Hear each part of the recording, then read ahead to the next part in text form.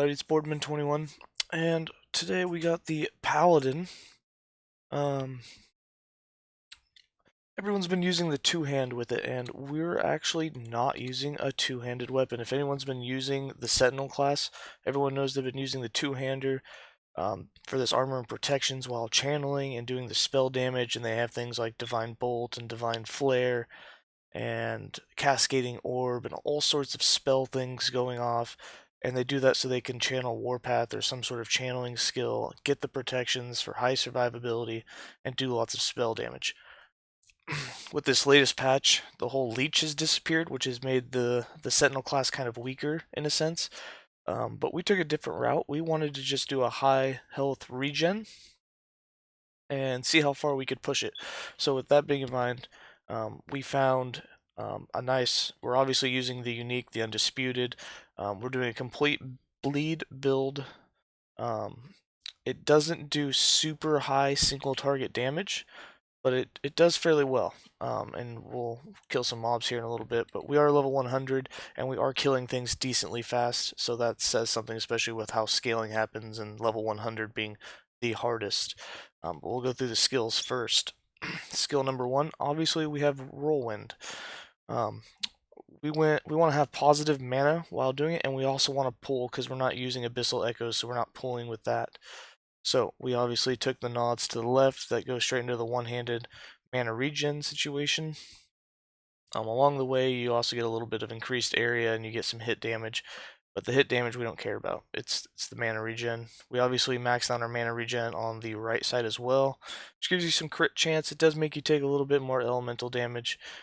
And then we went down for the pull. And we ran out of points, obviously, but you would like to have 3 points in pull. Just couldn't pull it off and still have positive mana regen. We needed the full points in rejuvenation and the full points in Unchained, as well as reckless spin. Then we have Holy Aura. For Holy Aura, since we have a super high block chance, we went with block protection and health gained on block. So every time we block, we get 8 health back. We also get 21 ward granted to us on a block. So while we're running Ring of Shields and we have 4 sigils out, we have, I believe it's like 78, somewhere around 80% block.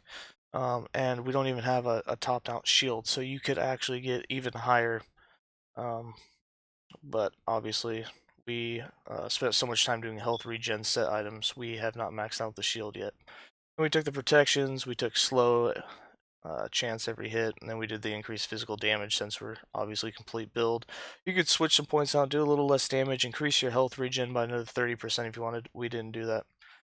Then we have reversal. You're going to use this every time you spam your skill so you get all your mana back. You can mix and match this however you want. Basically, you want the fastest cooldown that you can get. So we obviously did cooldown on kill. We also don't restore our health for that 200% cooldown recovery speed. That really helps. We get increased attack speed every time we use it. We did not do the move speed. Instead, we put full into this time rot. So if you go up here, you have a time rot chance 50% for every enemy that you hit. We have a huge 160% increase to the area when we cast that Void Rift that does the time rot, and then they take 30% increased damage. Then we got sigils. Sigils, we wanted health regen maxed on it. We also went for the block chance with it, and you want the health regen.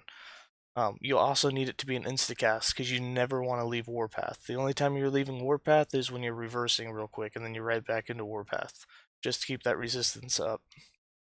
So we put 4 points into empowering sigils so that we could get the chance to summon a sigil on kill, 2 points in World of Acroglity so that we have increased cast speed. That's just open up the instacast. Then you have 2 points in Iron, 5 points in Enduring Hope. You want the longest duration ever since this got nerfed, and just casting one doesn't refresh the duration of all. And obviously your +1 maximum. And then the biggest one is Mediation for the double health regen from sigils. When you have 4 out, you're actually having 200% increased health regen, which is huge. And then 3% block chance for each one, so that's 12% block chance altogether when you have 4 of them. And the last skill, Ring of Shields. We're running as many shields as possible, and we're running full duration on them. And we also took that they heal us every 3 seconds. So we can have 100% uptime on shields as long as they don't die. And what this allows is for 50% increased armor and 50% increased elemental protections at all time, because it heals us every 3 seconds and the buff lasts for 4. So basically, as long as you have a shield out 100% of the time, you always have 50% more protections. For the items, you can mix and match the idols however you want, but we ended up splitting it 50-50. We went with 2 idols that give huge physical damage over time boost. Got 81 and 88. And then in the middle, we went for the 70% chance to shred armor on melee hit. That's to do more damage. Obviously, at level 100, they have the highest protections they could possibly have, and you really need to get their armor down in order to do good bleed damage. And up above, we got another 84% increased physical damage.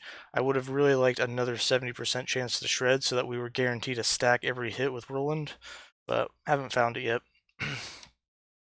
And then we'll just open up the stat sheet. So you can see, without doing anything, our health regen is at 340 health a second. When we run the sigils, we get 4 of them going. We actually break 400. Yeah, so you can have 436 health a second being regened every second, which is huge. Really increases your survivability. So in order to do that, we put set health and set health regen on everything, which was really hard to do, especially on your amulet and your rings, because you also need the armor and protections while channeling. So a lot of our items are not maxed. For instance, we have T5 health regen on all 4 of them, but that was just to get our health regen up to see what we could do. We only have T1 for the set health and armor and protections, so unfortunately, you could have, or I guess it's not unfortunate, but if you are lucky enough to get T5 on all your items, you could have a lot more health and you could have a lot more armor and protections while channeling. Our relic was the only thing that we did good on. We got T5 on both the health regen and armor and procs, and then we got a T3 on the health, so that was pretty nice. For our stats, we do have 100% crit avoidance, we do have 100% glancing blow, and obviously with our 4 sigils, we have 78% block chance. So about as defensive as you can get. And then for our resistance, while you're channeling, we're at 42. When you cast your Ring of Shields and it heals you, which it will in here in a second, we're actually at about anywhere from 44 to 50% resistance. So super high survivability. You deduct a lot of the damage that you take. And then the last thing is the passive tree. There's 2 more things for your survivability in the passive tree. One being this Iron Mastery and the Sentinel. Every hit that you take, that's not it, sorry, my bad. It's in the Forge Guard. Every hit that you take, that you block, you get 50 additional armor and elemental protections for 4 seconds. And since we block 78% of the time, you're blocking a lot. This gives you a lot of armor and a lot of elemental protections. But back to the Sentinel class, we put 8 points into the increased health regen with Vitality, 5 points into the block chance, and then 8 points in Iron Mastery. We have a 5% chance when we kill or get hit to gain armor and increase damage by 80% for 5 seconds. In Void Knight, you don't have to take these. We did it because we were trying to leech a little bit. We'll probably take these points out later, but we have the 5 points in Devouring Blade for increased damage when we've got a kill for 4 seconds, and 8 points into World Eater for that 12% void damage leeches life, and 12% of melee damage. You don't really need this. We don't leech that much. We don't do a lot of hit damage. We definitely don't do a lot of void damage, since it's all bleed based, but right now that's where the points are. Then obviously in Forge Guard, we have the Steel Aegis for plus block and block armor, and then the 10 points in Rallying Block, we already went over that. Just to be able to get the 10 points up to that, we put 2 into Battle Harden for the increased armor. And then in our main skill in Paladin, you can pretty much do whatever you want on this tree. The main thing that you do have to get though for a bleed build is up here at the top. You need the 10 points in Penance and the 7 points in Redemption. This is a 200% chance to apply bleed on every hit, and you have a 49% increased bleed effectiveness. That's huge for the bleed. Everything else, as you can see on this tree, is just block chance and random things to work ourselves up the tree. I guess the other huge one you would want is Faith Armor for that 40% critical strike avoidance.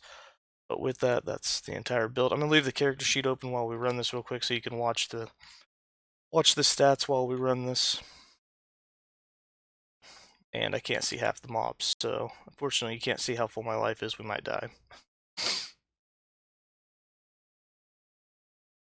So like I said, it's not a super high damage build. It does clean up fairly well, and you gotta remember we are level 100, but it's just super tanky. The best thing about it is since you're in whirlwind the entire time, you're constantly moving. The one thing that will kill you is damage over time, but luckily as a movement skill, you can just keep moving. Try and stay off of it. Alright, I'm gonna close that.